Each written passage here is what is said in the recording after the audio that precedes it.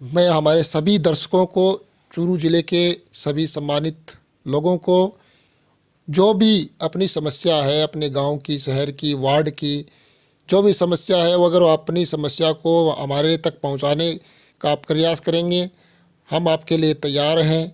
हम जब भी आप हमें पुकारोगे तो हम आपके लिए तुरंत प्रभाव से आपकी समस्या को देश की जर्नी के माध्यम से सरकार व प्रशासन तक पहुंचाने का हम श्रम करेंगे।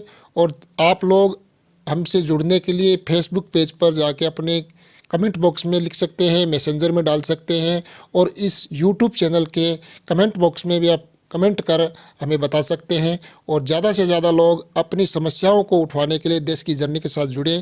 Thank you. जय हिंद, जय भारत।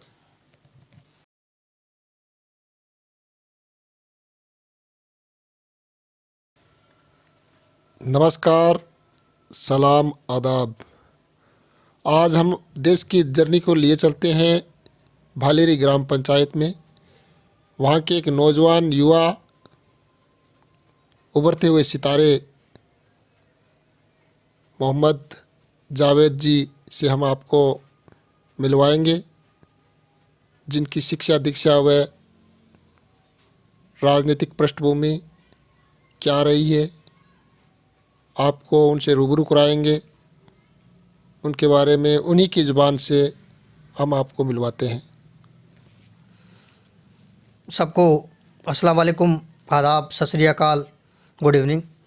सबसे पहले मैं शाहिद भाई आपका शुक्रिया अदा करता हूं। आपके चैनल देश की जर्नी का भी मैं शुक्रिया अदा करता हूं, और आपके चैनल के तमाम जुड़े हुए साथियों का और आपके चैनल के माध्यम से देखने वाले तमाम साथियों का मैं शुक्रिया अदा करता हूं कि आपके चैनल को ज़्यादा से ज़्यादा वो सब्सक्राइब करें। और आप यहाँ आए, मुझे आपने शूट करने का कष्ट उठाया, उसके लिए मैं आपका शुक्रिया अदा करता हूँ। मैं एक आम दुकानदार का बेटा हूँ। मैं ग्रेजुएशन किया हुआ हूँ। मेरे बहुत सारे कंप्यूटर कोर्सेज किए हुए हैं। राजनीतिक मेरी पृष्ठभूमि वैसे लंबी नहीं है, वैसे मैं 94 से राजनीति में सक्रिय हूँ। समाज सेवा मेरा प्रमुखतः विशेष मुद्दा है, और समाज सेवा के साथ साथ मैं राजनीति से भी थोड़ा बहुत लगाव रखता हूँ, क्योंकि समाज सेवा के साथ साथ हमें राजनीति थोड़ी बहुत करनी पड़ेगी। बिना राजनीति के हम कोई बड़ा मुकाम हासिल नहीं कर सकते। और उसी जरिए कि मैं उसी के मार्फत में आगे धीरे धीरे राजनीति के सारे समाज से मैं बढ़ता हूँ और समाज के साथ में जुड़ा रहता हूँ। आपका जो सफ़र है, वो सफ़र जो कठिन सफ़र रहा है आपकी छोटी ज़िंदगी में, काम करने का जो तरीका है, आपका जो काम करने का तरीका है, करवाने का भी जो तरीका है, उसके बारे में आप हमारे दर्शकों को बताएं। बिना संघर्ष के कोई भी निखार नहीं आ सकता। संघर्ष तो हर किसी के लाइफ में ज़रूरी भी है, और जिसने संघर्ष देखा है वो संघर्ष के मायने भी रखता है। चाहे कोई भी इंसान हो, बिना संघर्ष के कोई बड़ा मुकाम हासिल नहीं कर सकता। और मैं भी उसी तर्ज पे आगे बढ़ रहा हूँ धीरे धीरे। मैंने भी बहुत सारे संघर्ष किए हैं। मैंने बॉम्बे जैसी मेट्रो सिटी मैंने सफ़र किया है। मैं गाँव की लाइफ से उठा हुआ इंसान हूँ, और मैं तो यही कहना चाहूँगा युवाओं को संघर्ष ज़रूर करना चाहिए, क्योंकि बिना रगड़ाई के चमक नहीं आती है। तो रगड़ाई ज़रूरी है, तो उसी रगड़ाई से मैं निखर के आया हूँ। तो मेरा युवाओं के लिए यही संदेश है कि आप संघर्ष करें ताकि आप बड़ा मुकाम हासिल कर सकें। चूरू ज़िले में एक जाना पहचाना चेहरा जो आपके नाम के आगे भालेरे वाला लगाता है, इसमें क्या राज है? भालेरी मेरा एक पुश्तैनी गांव है जो चूरू ज़िले का बढ़ता हुआ हब है। और वैसे जाना पहचाना कुछ है नहीं। मेरे को लोगों का प्यार मिलता है, लोगों से मैं जुड़ा रहता हूँ, और समाज सेवा के अनेक कामों से मैं जुड़ा रहता हूँ, और लोगों की मैं बहुत सारी हेल्प भी करता हूँ। लोग मेरे साथ जुड़े रहते हैं। बस यही कारण है कि लोग मुझे प्यार देते हैं और लोगों से मेरा जुड़ाव रहता है। अभी पिछले दिनों से जो आपका राजनीतिक सक्रियता बढ़ी है और राजनीतिक में आप बढ़ते ही जा रहे हैं, क्या लक्ष्य है आपका आगे का? लक्ष्य तो मेरा ये है कि युवाओं को मैं जगाऊं और समाज में एक नई रोशनी को पैदा कर सकूं, क्योंकि आज का जो युवा है वो कहीं ना कहीं अपने आप को डीमोटिवेट मानता है। और राजनीति एक ऐसा लक्ष्य है कि समाज में अगर हमें आगे बढ़ना है तो राजनीतिक जो फील्ड है उसमें हमें गुजरना पड़ेगा। और यही मेरा एक कारण है कि मैं राजनीति में बिल्कुल धीरे धीरे आगे बढ़ रहा हूँ, और बड़े लोगों का सानिध्य है। और मेरे साथ जो मेरे टीम के साथी हैं, जिला परिषद सदस्य बहन विमला जी कालवा हैं, भाई असलम भाटी है, नदीम जी खत्री हैं, और मेरे बहुत सारे साथी हैं, मेरे गांव के हैं, तहसील लेवल के, आप जैसे साथी भी मेरे साथ रहे हैं। और हमारे जो पंचायत समिति के प्रधान हैं संजय जी कसवा, और मेरे आदर्श विधायक है तारानगर नरेंद्र कुमार जी बुढ़ानिया, उनके सानिध्य में मैं लगातार काम करता रहता हूं और उनका आशीर्वाद लगातार मुझ पे बना रहता है। मेरे द्वारा बताए गए तमाम काम, हमारी टीम के द्वारा बताए गए तमाम कामों को उन्होंने पूरा किया है, और यही मेरा लगाव है कि उनका आशीर्वाद मेरे ऊपर बना रहे और लोगों का जुड़ाव मेरे साथ बना रहे। पिछले समय में जो आपके ब्लॉक स्तर पे और गांव में आपकी ढाणियों में आपका नाम रहा है, पिछले 2 साल में जो कोरोना का समय रहा है उसमें भी आपने बहुत से योगदान किए, उसके लिए आप क्या कहेंगे? कोविड काल एक ऐसा दर्दनाक दौर था जो इंसानी जब तक लाइफ रहेगी मेरे हिसाब से तब तक उसको भुलाया नहीं जा सकता। कोविड काल में हम लोगों ने मेरे और मेरे टीम के तमाम साथियों ने, हम लोगों ने झुग्गी झोपड़ियों में और तमाम ज़रूरतमंदों को हमने हेल्प की थी। यही कारण है कि लोगों के दिलों में हमने छोटा सा मुकाम हासिल किया और लोग हमसे जुड़े रहते हैं। और मेरा ऐसा मानना है और हमारी टीम का ऐसा मानना है कि किसी का दुख दर्द जो भी हो उसके दुख दर्द में हम शरीक ज़रूर हों, और यही कारण है कि लोग हमसे जुड़े रहते हैं और लोगों का प्यार हमें और हमारी टीम को लगातार मिलता रहता है। कई बार आप ब्लॉक स्तर पे, जिला स्तर पे आपने समाज सेवा के क्षेत्र में, ब्लड डोनेशन कैंप के क्षेत्र में आपको सम्मानित किया जा चुका है। तो इससे लोगों के अंदर कुछ भ्रांतियाँ फैली हुई है ब्लड डोनेशन को लेके, या और कुछ ऐसी बातें होती है, तो आप युवाओं को क्या कहना चाहेंगे? ब्लड डोनेशन के लिए भ्रांतियाँ ये होती है कि लोग ब्लड के लिए, ब्लड डोनेशन में ये मानते हैं कि कमज़ोरी आ जाएगी शरीर में। ऐसा बस यही एक भ्रांति है। वैसे ब्लड डोनेशन अगर अपन करेंगे तो ये एक ऐसी सेवा है जिसका कोई मोल नहीं है, अनमोल है। और अगर हम किसी रोते हुए की आंख में अगर आंसू पहुंच देंगे उसके, तो वो आदमी हमें ताउम्र हमें दुआ देगा। तो ब्लड डोनेशन के लिए मैं तमाम जो दुनिया के तमाम रक्तवीर है मैं उनको सैल्यूट करता हूं, और तमाम युवाओं से मेरा यही अपील है कि आप ब्लड जो डोनेशन है उसमें बढ़ चढ़ कर हिस्सा लें। इसकी जो भ्रांतियां हैं उससे आप वाकिफ़ होकर इससे भ्रांतियों को दूर करें और समाज के इस अनमोल काम में आप भागीदारी बढ़ाएं, ताकि आप किसी रोते हुए की चेहरे पे आप मुस्कान ला सकें। आपने भी कई बार ब्लड डोनेशन कैंप लगाए हैं यहाँ पे अपने क्षेत्र में, तो इससे आपको मतलब लोगों के अंदर जाने का मौका मिला है, तो लोग क्या कहते हैं आपको इसके बारे में? ब्लड डोनेशन, वैसे तो मेरा क्या है कि मेरा मकसद, हमारा जो ग्रुप है सेव लाइफ ब्लड डोनेशन, जिसमें चूरू जिले के लगभग 100-125 लोग जुड़े हुए हैं, हम लाइव ब्लड में ज़्यादा विश्वास रखते हैं। और लाइव ब्लड के लिए हमारे तमाम जो रक्तवीर हैं वो नाइट में, दिन में 24 घंटे उपलब्ध रहते हैं। एक हल्की सी ग्रुप में हलचल होती है, वो लोग ब्लड देने के लिए पहुँच जाते हैं। यही हमारे ग्रुप का मिशन है, ग्रुप के तमाम साथियों का ये मिशन है कि कोई भी आदमी, कोई भी मानव इंसान जो है वो ब्लड के लिए रोए नहीं। तो वहाँ से जब मैं ब्लड कैंप में जाता हूँ जब भी, तो वहाँ से मुझे एक अलग सी एनर्जी महसूस होती है, क्योंकि जब अपना रक्त किसी दूसरे के शरीर में जब संचार करता है तो वो आदमी कहीं ना कहीं हमारा आभारी हो जाता है। और मुझे, अगर मैं ये मानता हूँ, मेरा ब्लड अगर किसी दूसरे के शरीर में अगर संचार कर रहा है तो कहीं ना कहीं मैं ईश्वर का शुक्र अदा करता हूँ कि मुझे ईश्वर ने उस लायक बनाया।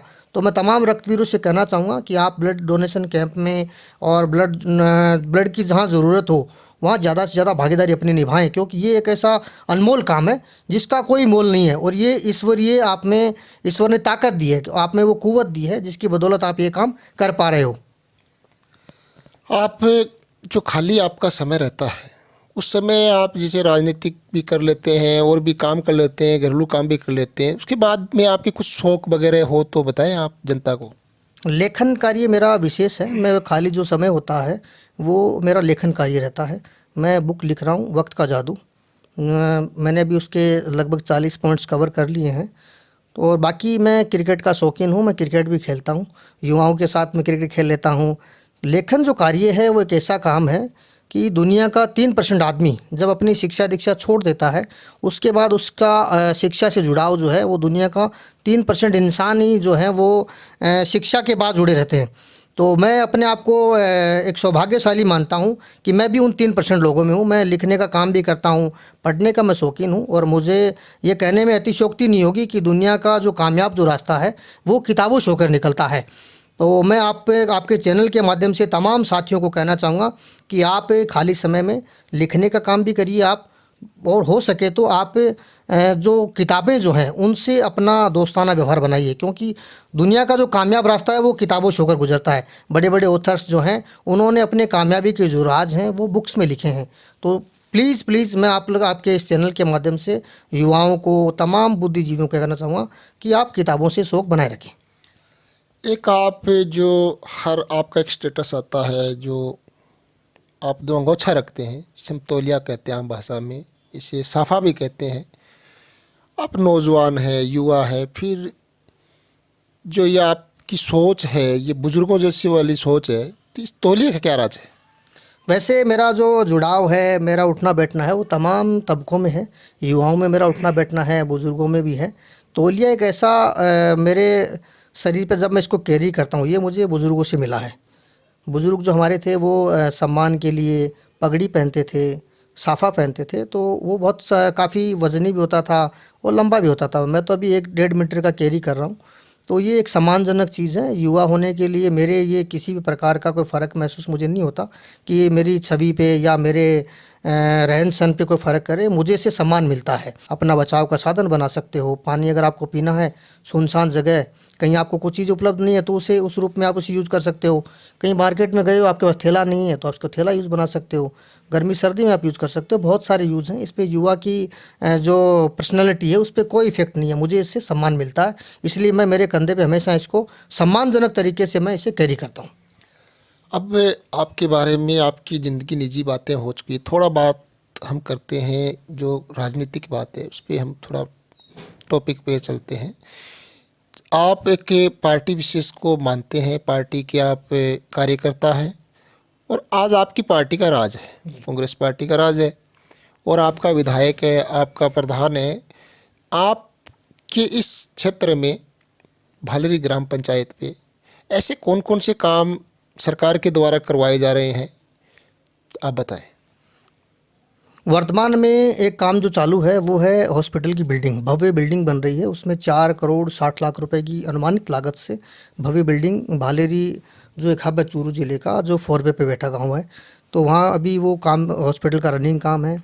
और एक समस्या थी हमारी 40-50 सालों से नाले के, गंदे नाले के पानी की। उस समस्या को बहुत काफ़ी टाइम निकला, लोग उस पे राजनीति किया करते थे। उस गंदे नाले के निकासी के लिए विधायक महोदय ने पंचायत समिति कोटे से हमें लगभग अनुमानित 32 लाख कुछ अमाउंट था वो उन्होंने देकर वो समस्या का निजात दिलाया। प्लस स्कूल में जो है वो 2 विधायक कोटे से कमरे उन्होंने घोषणा की हुई है।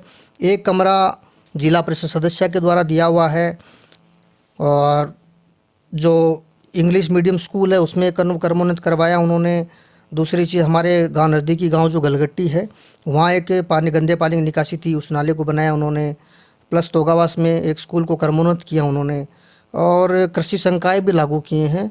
और बहुत सारे, जो मैं अगर बात करूं तहसील लेवल की, तो बहुत सारे काम अनेक उन्होंने विधायक महोदय जो नरेंद्र कुमार जी बुढ़ानिया मेरे आदर्श हैं वो, तो उन्होंने अनेक काम किए हैं। वो एक ऐतिहासिक पुरुष है मेरे हिसाब से। अब तक के तारानगर के दौर में वो एक ऐतिहासिक पुरुष है। उन्होंने ना काम करने वाले काम करके दिखाए हैं। लोगों ने ऐसा माना था कि ये एक ऐसे आदमी हैं कि निकल लेंगे दिल्ली की तरफ, कोई मिलने वाले नहीं, लेकिन वो 365 डेज जनता के बीच अवेलेबल होते हैं, जनता की पुकार वो सुनते हैं, और यही एक कारण है कि लोग उन्हें विकास पुरुष का दर्जा दे रहे हैं।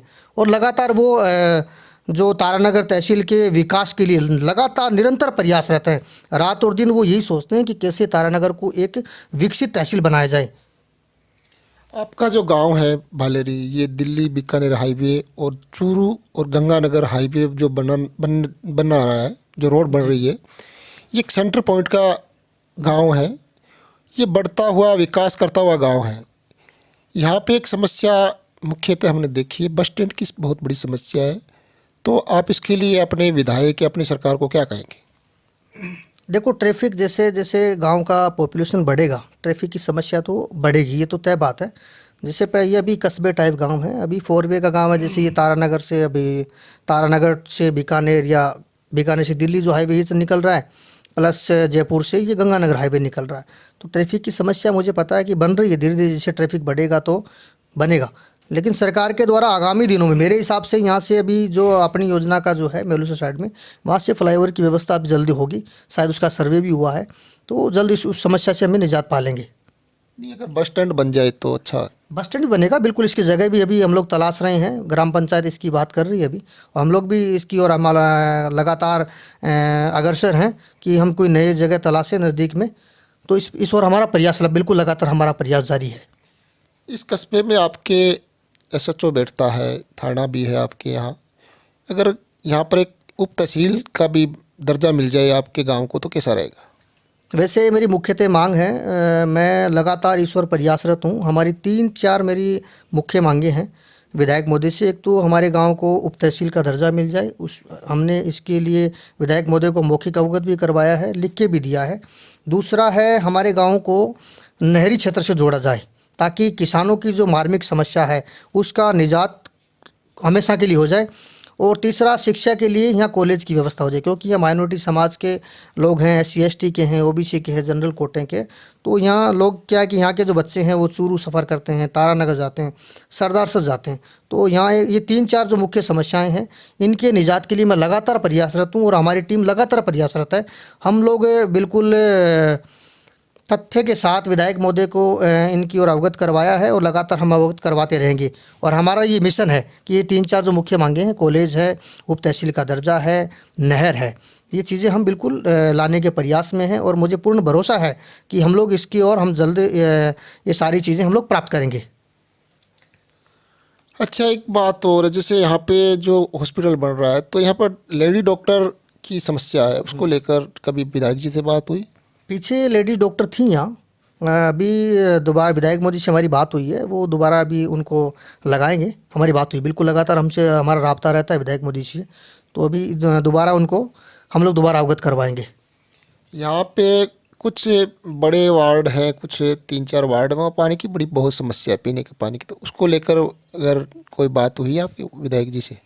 हमारा विधायक मोदी से बात भी हुई है, उनको अवगत करवाया हुआ भी है। यहाँ AC साहब भी आए थे, पीछे एक्शन भी आए थे।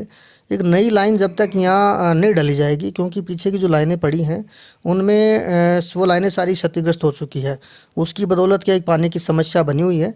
तो विधायक मोदी से हमारा बिल्कुल ये गुजारिश है आपके चैनल के माध्यम से, और हमने मौखिक तौर पे और उनको लिखित तौर पे हम लोग ने अवगत करवाया हुआ है कि पानी की जो समस्या है वो हमारी इस समस्या को ख़त्म किया जाए। और उनका पूर्ण भरोसा भी है कि हम ये जो जल्द से जल्द आपकी जो लाइनें हैं वो जल्द हम नई लाइनें डलवा के इस समस्या को जड़ से ख़त्म कर देंगे। आप हमारे इस चैनल के माध्यम से आपके मित्रों को, अपने दोस्तों को क्या कहना चाहेंगे? मेरा आपके जो चैनल आपका देश जो आपका ये देश की जर्नी जो चैनल है, मेरा यही तमाम साथियों से, आपके दर्शकों से यही मेरी गुजारिश है कि समाज में एक उच्च स्तर की आप सोच लेके आएँ, समाज को नई दिशा आप दें, शिक्षा में आपका सुधार हो और आपका रहन सहन, आपके संस्कार उच्च क्वालिटी के हो। और नशे की जो प्रवृत्ति ज़्यादा बढ़ी है, उस नशे की प्रवृत्ति को समाज में हम सबको मिलकर ख़त्म करना है। शिक्षा की ओर हमें ज़्यादा ध्यान देना है, चिकित्सा के क्षेत्र में हमें ज़्यादा ध्यान देना है और बच्चों को अच्छी तरह मोटिवेट करके उनमें सकारात्मक एनर्जी का संचार करना है, ताकि युवा जो है वो भविष्य की बुनियाद है, तो उसे हमें कमज़ोर नहीं करना है। तो भविष्य की जो बुनियाद है उस पे हमें ज़्यादा इन्वेस्टमेंट करना है, क्योंकि शिक्षा एक ऐसी चीज़ है जो शेरनी का दूध है और ये हमें धारना सिखाती है। जब हम में शिक्षा रूपी जो चीज़ गुण होगा तो हम धार पाएंगे, हमारी चीज़ें, हमारी जो समस्याएं हैं, हमारी जो बात है वो प्रमुखतः बिल्कुल ताकत के साथ हम किसी के सामने बयान कर पाएंगे। तो मेरा यही कहना आपके चैनल के माध्यम से कि तमाम जो हमारे समाज के जो संस्कार हैं, शिक्षा है, चिकित्सा है, समाज के जो बुद्धिजीवी लोग हैं, वो अपने कर्तव्य का पूर्णतः निर्वहन करते हुए हमें ये सारी जिम्मेदारियां निभानी है।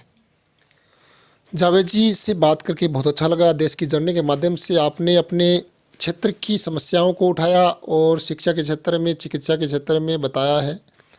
तो आप हमसे यूं ही जुड़े रहिए और इस देश की जर्नी के चैनल को आप सब्सक्राइब करें, लाइक करें और शेयर करें। हम आपके लिए ज़रूर आगे बढ़ते रहेंगे और शुक्रिया, आपने हमें टाइम दिया, आपने मुझे कवर किया, उसके लिए मैं देश की जर्नी का बहुत बहुत शुक्रिया अदा करता हूं, आपका शुक्रिया अदा करता हूं।